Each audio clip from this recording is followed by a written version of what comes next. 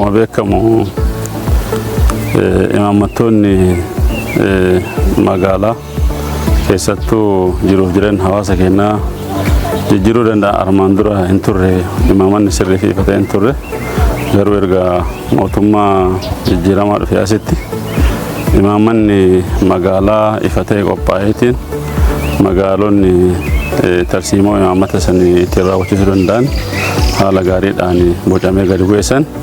Akkuma magaalota kanneen biroo bulchiinsa magaalaa Moddoo keessatti illee hojichi kun qabatamaan lafarra bu'eetiin hawaasni keenya magaalaa fayyadamaa ta'aatiin jira. Imaammattoonni kunneen irra caalatti kan xiyyeeffatan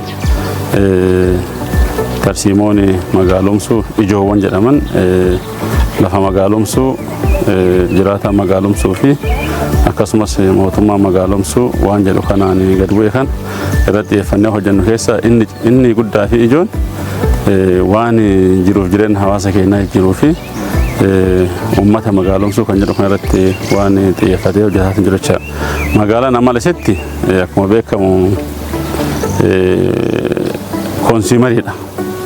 Warra kan baadiyyaan oomishe eeggateetuma nyaatu malee ofii oomishanii nyaachuun hin turre kaleessa.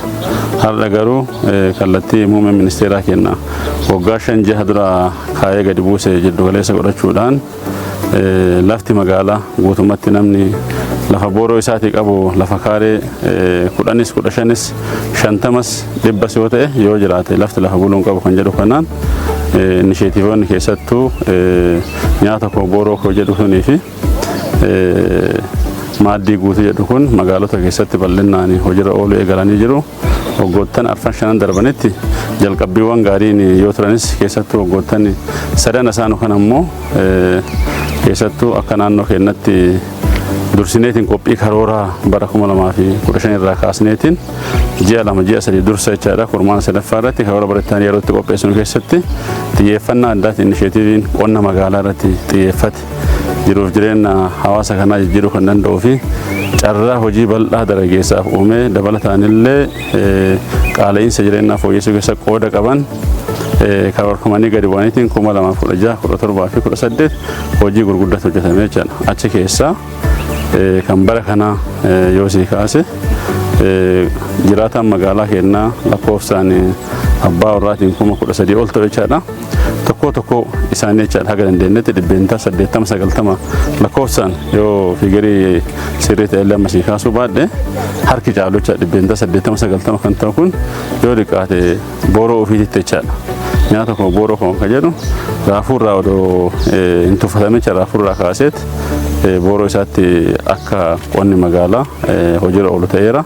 Dabalataan dhaabbileen gurguddaan warshaales dabalatee lafti akkanumaan tanaan dura gabuu bulu yeroo ammaa kana kuduraa fi muduraa garaagaraa fi horsiisni beellada gosa adda addaa achi keessatti shaakalamatiin ture bu'a qabeessa ta'eetiin yeroo ammaa kana magaalaa keenya keessatti inisheetiivoonni badhaadhina maatiitiin humna olootiin fi akkasumas bajata mootummaatiin yookaan immoo badhaadhina mootummaatiin bajata mootummaatiin ijaaraman 2,000 ta'an magaalaa keenya keessatti ijaaramanii ijaarsarraa kaasee carraa hojii bal'aa itti uumameera. Kan ijaarame kana waggoottan 2 darbe keessatti dafanii namni yaada kana fudhatanii hojiirra oolchuu chaalenjii ture jechaadha. Bara gaddaa haala gaariidhaan wanni raawwanna jira. Bara kana immoo ittuu fedhiin baay'ee dabalaatiin kan dhufee fi inisheetiivoonni kilaastarii furdisa horii gaafaa hoolaaf re'ee horsiisa lukkuu akkasumas horii aannanii bal'inaan magaalaa keenya keessatti 1,300 ol ta'an bara kana qofa kan ijaaraman jechaadha. Humnoota sadanii fayyadamnee ijaaramne yeroo ammaa kana karaa guutuu ta'een jechaadha. Horiinis itti galee lukkuunis itti galaniit bu'aan qabatamaa mul'ateera jechaadha. As keessatti kan sheedonni sunniin keessattuu kan humna olootii fi bajata mootummaatiin ijaaraman gaafa bajata kan walitti sassaabneetiin ijaarsa isaa eegallu hojii dhabaa magaalaa keessa jiru gurmeessinee keessattuu dargaggoota ogummaa adda addaatiin yuunivarsiitii irraa eebbifamaniitiin ba'an isaan eebbifamanii lafa jiran kana gurmeessinee ijaarsa irratti akka bobba'an dabalataan erga ijaaramee booda immoo ammas hojii dhabaa magaalaa keenya keessa jiru kan barnoota xumureef kan hin xumurellee jechaadha. Gurmeessineeti hojii kana keessa galchineeti isaan gurmaa'an kun qabatamaan amma lukkuun foonii guyyaa 45 guyyaa 50tti gabaadhaaf yookaan immoo oomishaa fi gaanii jechaadha gabaadhaaf dhiyaatan irra dargaggeessi keenya baay'een isaa fayyadamaa kan jira. Furdisa horii yoo fudhanne ji'a 2 ji'a 3 yeroon caalatti bu'aa qabatamaan miiliyoonaan lakkaa'amu jechaadha. Sheedii tokkorraa yookaan lukkuu 2,000 irraa dargaggeessi keenya miiliyoona 1.2 1.5 akkasumas aga miiliyoona 2 bu'aa buufataa kan jira.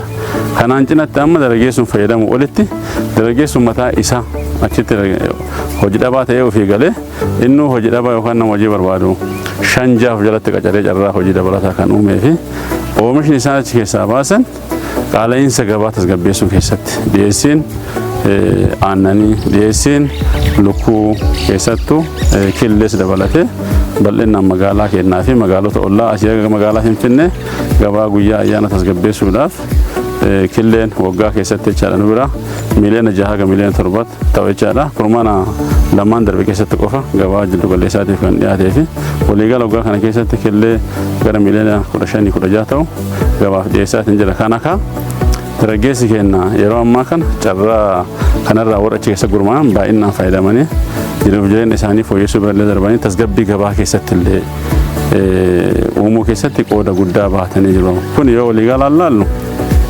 jalqabbiin gaariin magaalota keenyatti yoo hojjan oomishi magaalaan kaleessa konsiimara yookaan immoo warruma kan biraa oomishe kan nyaatan jedhaman sun amma gabaa ofiiyyuu magaalaan ofii oomishee gabaa ofiif fayyadamee gabaafillee dhiyeessuu eegaleera jechuudha. Kanaanis wal qabateet hojiin amma inisheetiivota kilaastara beeladas ta'ee kan qonnaatiin wajjin wal qabatullee kophaa isaa milkaa'uu hin danda'u. Cinaa kanaan ogummaan galmoota ijoo akka magaalaatti qabaman keessaa arfan keessaa tokko dagaagessa ogummaa bal'isuudha magaalaa keessatti. Inni kunis bifamiin ibsa jedhame dargaggeessi kan barnoota fixes ta'ee kan hubannoo qabu karaa salphaa ta'een ogummaa garaagaraa hojii sibiilaa, hojii mukaa akkasumas qophii nyaata beelladaa fi akkasumas lukkuloota amma inisheetiivii keessatti horsiifaman kanneen karaa salphaa ta'een indastiriiwwan godoo xiqqaa keessatti haalli faayinaansiif dhiyeessiin maashinii karaa baankii siinqeetiin dhiyeessiin faayinaansii fi maashin liizii siinqeetiin akka dhiyaatuuf godhameet indastiriiwwan godoo keessatti jechaadha qalmi lukkuu eegalamee jira. Hojiin mukaa jira. Hojiin bu'aa gogaa fi kal'ee achuma magaalli teenna kooma illee maqaa ittiin beekamtu leezar siitii jedhamti.